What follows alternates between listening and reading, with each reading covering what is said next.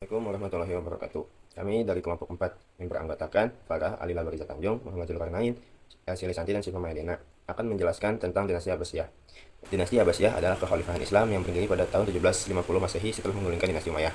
Dinasti ini didirikan oleh Abdullah Al-Sofah dan menjadi Baghdad sebagai pusat pemerintahan serta peradaban Islam. Pada masa kejayaannya, dinasti Abbasiyah dikenal sebagai pusat ilmu pengetahuan, seni, dan budaya dengan kontribusi besar terhadap perkembangan dunia Islam. Namun, dinasti ini perlahan mengalami kemunduran akibat konflik internal dan serangan dari kekuatan luar, hingga pada akhirnya runtuh pada tahun 1258 Masehi setelah serangan Mongol.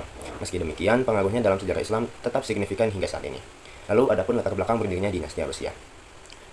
Nah, penggantian Umayyah oleh Abbasiyah. Dinasti Abbasiyah muncul sebagai reaksi terhadap pemerintahan dinasti Umayyah yang dianggap semakin menyimpang dari nilai-nilai Islam. Ada 3 faktor utama yang mendorong berdirinya Abbasiyah. Yang pertama itu klaim keturunan. Bani Abbasiyah mengklaim memiliki hak lebih atas kekhalifahan karena mereka adalah keturunan dari Abbas bin Abdul Muttalib, yaitu paman Nabi Muhammad SAW. Sedangkan Bani Umayyah dianggap kurang berhak. Lalu yang kedua, adanya ketidakpuasan terhadap pemerintahan Umayyah. Pemerintah Umayyah dipandang korup dan tidak adil, terutama dalam perlakuan terhadap non-Arab yang menjadi warga negara kelas 2. Lalu hal ini menciptakan ketidakpuasan yang meluas di kalangan masyarakat. Lalu yang terakhir, yaitu yang ketiga, adanya pemberontakan terorganisir. Bani Abbasiyah sendiri berhasil membangun jaringan oposisi yang kuat, terutama di wilayah Khurasan. Mereka membuat propaganda dan merencanakan pemberontakan dari kota Al-Humaymah yang strategis untuk mengoordinasikan dukungan. Lalu ada proses revolusi Abbasiyah. Revolusi Abbasiyah dimulai dengan serangkaian pemberontakan yang terorganisir. Pertempuran Zab pada tahun 1750 menjadi titik balik di mana pasukan Abbasiyah berhasil mengalahkan pasukan Umayyah. Kemenangan ini menandai akhir kekuasaan Umayyah dan pengukuhan kekhalifahan Abbasiyah dengan Abu Abbas As-Swaffah sebagai khalifah pertama. Lalu adapun peran kelompok Mawali dan Syiah. Yang pertama itu dukungan dari kelompok-kelompok tertentu sangat krusial dalam keberhasilan revolusi ini. Kelompok Mawali. Kaum Mawali ini, terutama dari kalangan Persia, memainkan peran penting dalam mendukung gerakan revolusi. Mereka merasa terpinggirkan di bawah pemerintahan Umayyah dan melihat Abbasiyah sebagai harapan untuk mendapatkan hak dan pengakuan yang lebih baik dalam masyarakat Muslim. Lalu adanya dukungan Syiah. Kelompok Syiah juga memberikan dukungan yang signifikan kepada Bani Abbasiyah karena mereka melihat dinasti ini sebagai alternatif yang lebih adil dibandingkan dengan Umayyah. Dukungan ini tentunya membantu memperkuat legitimasi dan basis kekuatan dari Bani Abbasiyah itu sendiri. Secara keseluruhan, dinasti Abbasiyah tidak hanya menggantikan Umayyah, tetapi juga membawa perubahan yang besar dalam struktur pemerintahan. Baik, untuk yang selanjutnya yaitu masa pemerintahan dan masa keemasan dinasti Abbasiyah.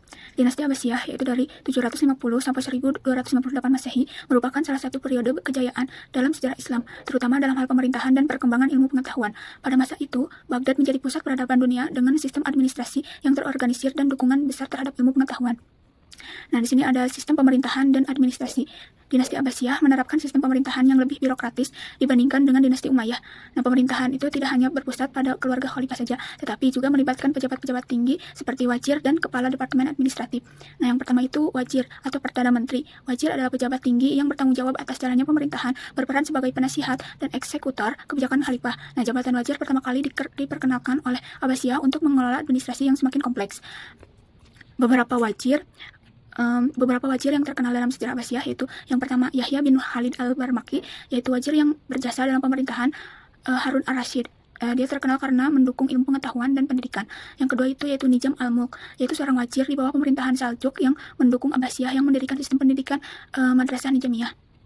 Selanjutnya yang kedua itu birokrasi pemerintahan. Nah, pemerintahan Abbasiyah membangun birokrasi yang kompleks dengan berbagai lembaga untuk mengatur negara di antaranya.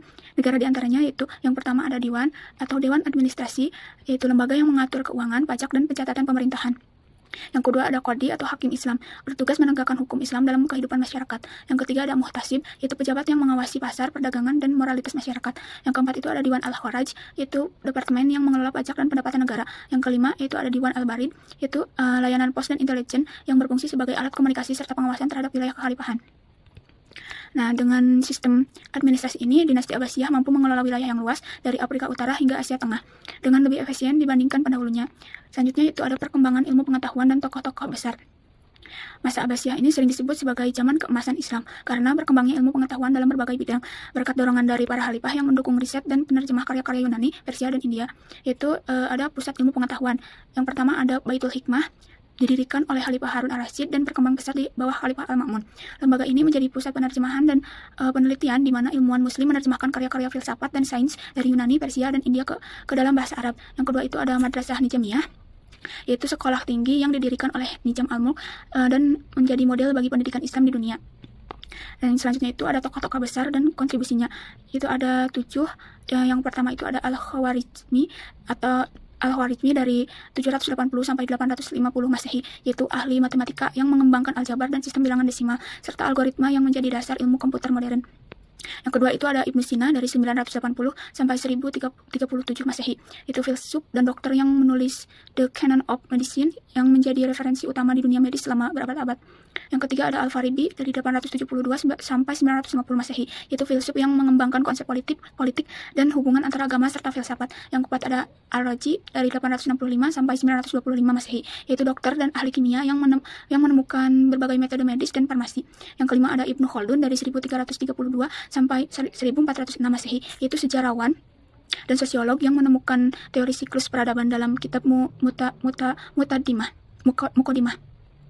Yaitu yang keenam ada Jabir Ibnu Hayyan dari 721 sampai 815 Masehi, yaitu ahli kimia yang menemukan metode distilasi dan merupakan bapak ilmu kimia modern.